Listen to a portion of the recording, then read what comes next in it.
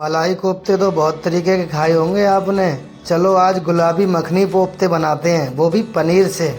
केवल पनीर का ही उपयोग करेंगे। चलो तो फटाफट मिलकर बनाते हैं। वीडियो पसंद आए तो लाइक जरूर करना। चलो सबसे पहले हमने लिया है 1 किलो पनीर। पनीर ये ऐसा है कि हर जगह मिल जाता है, हर मार्केट में मिल जाता है। हमें क्या करना है, इस पनीर को लेना है और कद्दूकस करना है। अगर आपके पास पनीर नहीं है तो आप छेना भी ले सकते हो और दूध भी फाड़ सकते हो। इसी तरीके से आपको रोस्ट करना है। देखो इस तरीके से हमने इसको घिया कस कर दिया। चलो तो अब बताएंगे इसमें हम मसाले क्या क्या डालने वाले हैं।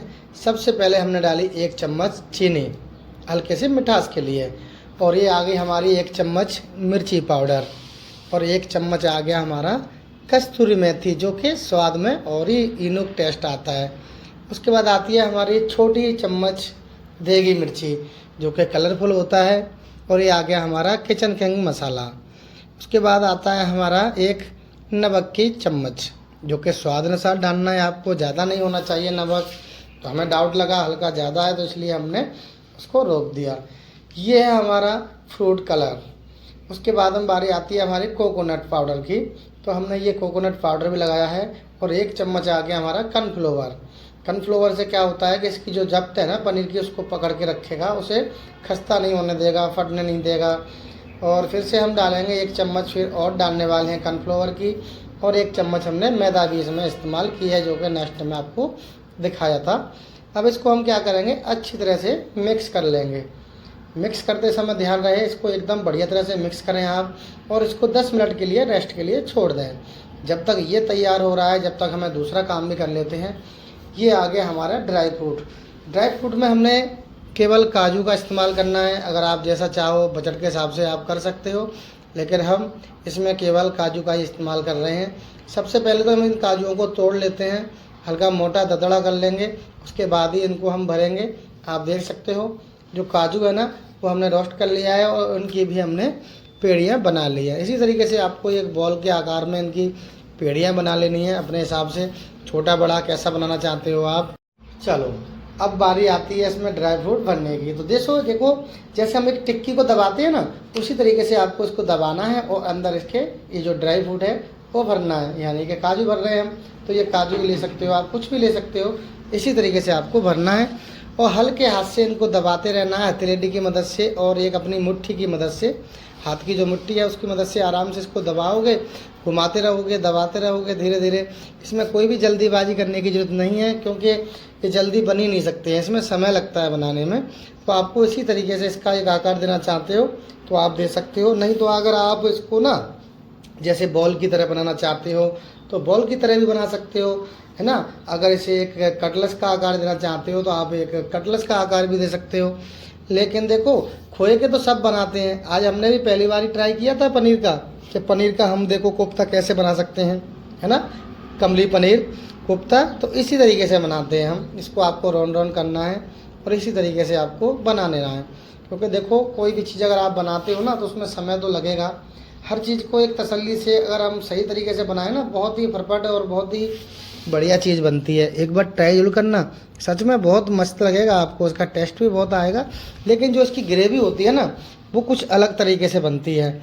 अब आप देख सकते हो धीरे धीरे हमने सारे जो कोफ्ते थे ना वो सबको बना के तैयार कर लिया है, जो कि आप देख सकते हो। चलो तो अब बारी है पता है किस चीज़ की। अब आप कहोगे कि किस चीज़ की बारी है। अभी हमें ग्रेवी की तैयारी नहीं करनी है, अभी इनको फ्राई करना है। तो फ्राई करने के लिए हमने घी लिया है। तो एक कढ़ाई के अंदर हम घी बढ़ाने वाले हैं, इसको हम घी में ही फ्राई करने वाले हैं, बहुत ही बढ़िया आंच में।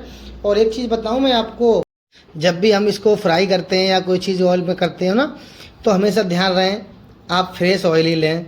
रिफाइंड ऑयल में कर सकते हो, बट देसी घी में कर सकते हो, लेकिन फ्रेश लें। क्योंकि फ्रेश में करोगे तो ज़्यादा बढ़िया रहेगा, इसकी चमक भी आती है और अच्छा भी लगता है कोई भी चीज़ बनाते हैं तो। और एक चीज़ बताऊँ मैं आपको, फिर कहोगे कि सुभाष भाई आपने ये चीज़ तो बताई नहीं, हमसे ख़राब हो गए। जब भी आप इनको फ्राई करो तो जो हमारा घी का टेम्परेचर है ना वो थोड़ा हाई होना चाहिए। अगर इसको हम तेज़ आंच में करेंगे तो ये खिल भी सकती हैं। क्यों? क्योंकि इसमें खोया का इस्तेमाल तो किया नहीं गया है, केवल पनीर का इस्तेमाल किया गया है। इसलिए देखो आंच देख सकते हो आप किस टेम्परेचर पे हमारी चल रही है। तो इसी टेम्परेचर पे आपको इसकी गैस को फिल्म को रखना है। क्योंकि अगर हम इसको डाउन रखते हैं या तेज़ कर दे, ज़्यादा तेज़ करोगे तो जल्दी जल जाएंगे, क्योंकि अंदर से कच्चा रह जाएगा। वैसे कच्चे की तो उसमें कोई चीज़ नहीं है जो कि कच्ची रह जाए, लेकिन इस चीज़ का विशेष ध्यान रखना, जब भी इसको फ्राई करें तो तेज़ आंच पर ही करें, और इसी तरीके से ये फ्राई हो जाएंगे। अभी ये फ्राई हो जाएंगे, फिर हम निकालते हैं, आपको फटाफट से दिखाएंगे। ये देखो, इसका हमने एकदम बादामी कलर कर लिया है फ्राई करके। तो ये तो प्रोसेस हो गया इसका यहाँ तक का कि इसका फ्राई हो गया, ये कंप्लीट हो गया। तो अब बारी किसकी है? अब आप कहोगे अब किसकी बारी है? अब बारी है इसकी ग्रेवी बनाने के लिए। तो देखो, ये जो हमारे काजू जो एक्स्ट्रा थे ना, उन काजुओं को हमने रोस्ट कर लिया है। फ्राई करने के बाद में देखो मिक्सी में इसको पीस लिया है। तो फ्राई करने से क्या होता है ना, काजू का जो टेस्ट है ना वो बहुत ही अच्छा हो जाता है। उसके लिए देखो घरेलू मसाले हैं, हल्दी है, मिर्ची है, धनिया है, किचन किंग मसाला है, कस्तूरी मेथी है और चीनी भी है। ये 4-5 मसाले हैं और इसी से बनेगा इसका तड़का। तो ये देखो, ये जो हमारा जो तड़का जो डाला है ना, इसको बोलते हैं हम चॉप मसाला, जो कि हमेशा रेस्टोरेंटों में हमेशा बनता रहता है। वो मैंने पहले भी वीडियो इसका डाल दिया है, अगर आपने नहीं देखा हो तो आप देखना ज़रूर। इसमें हमने चॉप मसाला इस्तेमाल किया है, जिसमें कि साबुत धनिया, जीरा, काली मिर्ची होती हैं और प्याज होती है, हरी मिर्च भी होती है भुनी हुई।